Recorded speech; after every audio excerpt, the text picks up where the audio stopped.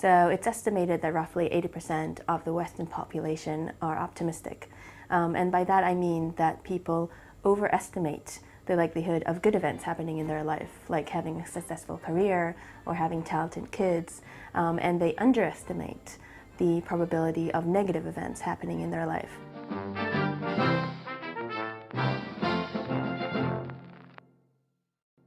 I work on decision making. I try to understand how humans make decisions, and I'm especially interested in how people estimate how good or bad things are going to be before they make the decisions, how they're going to feel about it.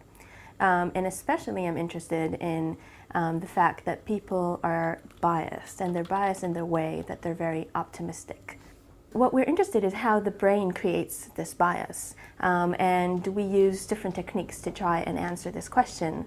One technique that we use is functional neuroimaging. And in an experiment that we've done recently, what we try to understand is how people maintain optimism in what we call in the face of reality. So people get negative information all the time, but still they remain optimistic. So we know that there's a credit crunch, but still people think that they will do okay. So the question is, how can that be? For example, let's say we ask someone how likely you are to get cancer, and they say it's about 10%, and then we tell them, well, in the Western world, it's about 30%. This is not good news, right? And then we ask them again, how likely you are to get cancer. What we find is people don't update. When they get negative information, they don't learn as much. So they would still say about 11% or so.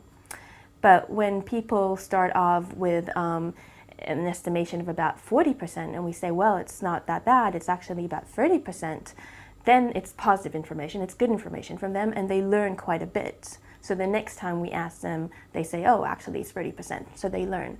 So the question is, how is this bias generated? And when we look at the brain, what we see is that, first of all, there's an error signal when someone is incorrect. So that is throughout.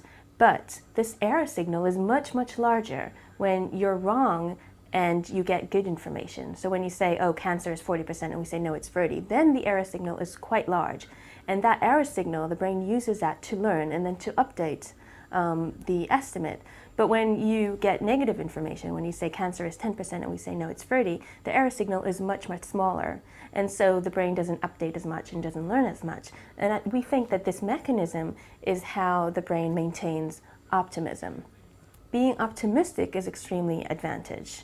So it's advantage in the way that it drives us to try and achieve the goals.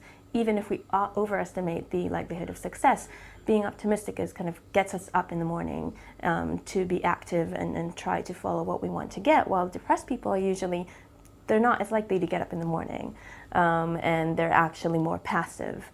And optimism is actually what drove, I think, humanity to develop, what kind of got our ancestors out of the cave to try and find food, what got them out of Africa to try and explore the rest of the world. So I do think this is kind of a core of what makes humans humans. And that's why we find it in a huge percentage of the population.